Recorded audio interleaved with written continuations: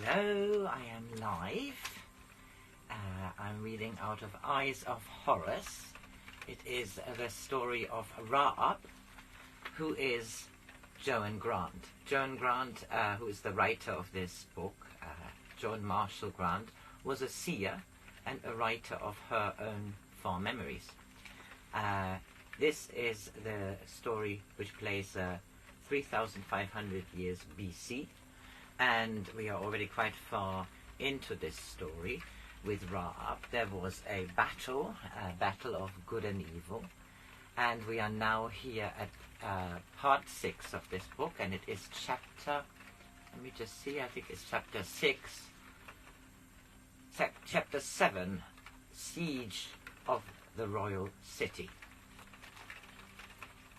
Since I had taught the captain of the Reed the history of the Watchers, what they had already accomplished and what they hoped to do for Egypt in the future, his only concern was to further our cause by every means in his power. To him also Mehmet was Pharaoh, and so Menhet had become the usurper, who must be overthrown so that the two lands could be united in peace. He sent a messenger who pretended to be a fugitive from the Reed, to tell Menhet of what had transpired, and that the allegiance of the most southerly of the royal nomes had been transferred to Amenemhet. I sent messengers to Pharaoh, to each of the 5 nomarchs of the north, whom I felt confident would now feel nearer in their allegiance to us than they had done before.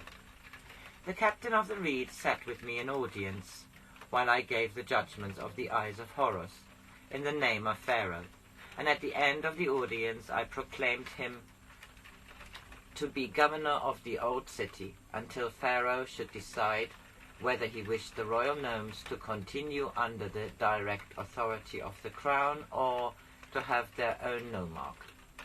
I had already told the captain I was virtually certain that, when Amenemhet heard that he had done what he had done to bring peace to the old capital, he would be confirmed in the office of nomarch of the Reed. For 5 more days we stayed at the old capital, until messengers arrived from the north with the news for which I waited. I had hoped that when men had heard of the secession of the Reed, he would accept the terms offered to him by Amenemhet, which were either to go into exile while his men went free, or else to swear allegiance to Amenemhet, in which case he would be made captain of Egypt and retain all his estates and privileges. But the royal messenger told me that Menhet had refused these terms, and had sent an insulting reply addressed to the traitor and usurper, sometime vizier. Amenemhet had decided to stay in the summer place, as from there he had more opportunity to influence the north. It appeared that though the 5 nomarchs had provisionally accepted him as the rightful wearer of the red crown, they would not continue to do so if it meant their having to take any part in the shedding of royal blood. If Menhet were deposed, they were willing to join with the south, but the traditional jealousy between the two lands was still sufficiently strong to make them view with suspicion any plan which had originated in the land of the White Crown. Messenger from the outskirts of the royal city and some from the city itself reported that Menhet was preparing to stand a siege. Not only had he withdrawn inside the walls, but he had stripped the surrounding countryside of grain and a large part of the herds and fodder.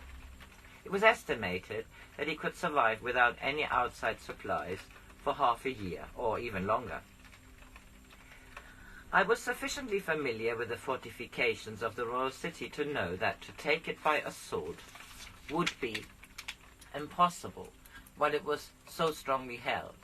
In time we could starve them into surrender, but time we could not afford.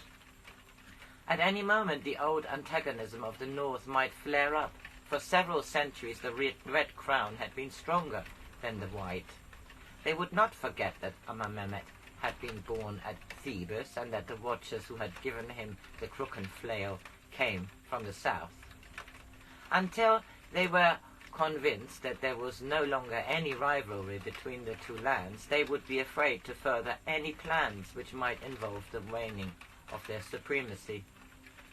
Hanuk, Sebekias, the reed, and I were discussing this problem when another messenger arrived to say that grain barges were being allowed to proceed upriver to the royal city and were adding considerably to the powers of resistance already held by Menhad.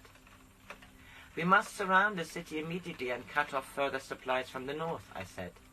The quays at which they are unloading are well protected from the landward side, so we must attack from the river. Simultaneously we must advance on the city from all sides and post such strong guards outside the gate that nothing can leave or enter without our permission. Sebek suggested, if Menhad is convinced that he is hopelessly outnumbered, he might surrender. Shall we send for reinforcements? No, we have already a force equal to his, and we do not require extra hundreds to convince Menhad that our forces are much greater than they are. How can we do that? Asked Kias. The main road to the north runs in sight of the watchtowers, but it is out of bowshot. Columns of men passing along the road will be fully visible. Their numbers can be counted and their standards easily identified. Columns will march north until they are out of sight. Then they will leave the causeway and return on the far side of it, ready to march northwards, again under different standards. There's only one place where the causeway is not high enough to conceal a man standing upright, but at that point the road runs beside a deep irrigation channel, which will provide ample cover for men crawling along it. At night we will light many more cooking fires than are needed. It is very discouraging for the besieged to think they are watching a force many times greater than their own, who have nothing to do except wait and eat, while they themselves grow increasingly hungry. How many do you think are still with Menhad? I asked the reed. The Lotus Gnome used to muster 2,000, but of these I think less than half stayed with the prince. The majority of the royal bodyguard have remained loyal to him, but I doubt if he has more than 3,500 in all. Then we have outnumbered him already, now that the reed has joined us, said Kias.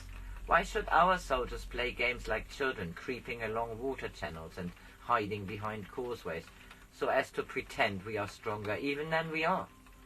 Because we dare not let Menhad stand a siege, and this he knows better than we do.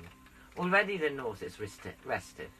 It may remain uncertain for a few more days, perhaps longer, but after weeks of inactivity the Nomarchs would begin to doubt Amenemhet's strength. They would think it was to their advantage to be the rescuers of Menhad, rather than to acquiesce in the plans of the south. Somehow we must make a real marriage between the north and the south, said Kias. At present the north is like a vain and jealous woman who must be continuously cajoled by her husband to prevent her setting the house in an uproar by her tempers. While the greater part of the four armies proceeded northwards to encircle the city from the landward side, 400 under myself and Hanuk went downriver in a fleet of 12 war galleys, which had been waiting on the boundary of the Jackal until they were required.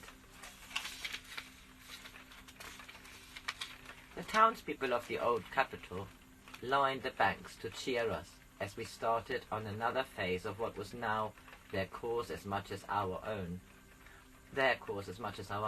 I was surprised to find that Menhad had made no attempt to hold the bank opposite the royal city, for though it had never been fortified, there were several big houses beside the river which would have provided excellent cover for a large number of soldiers.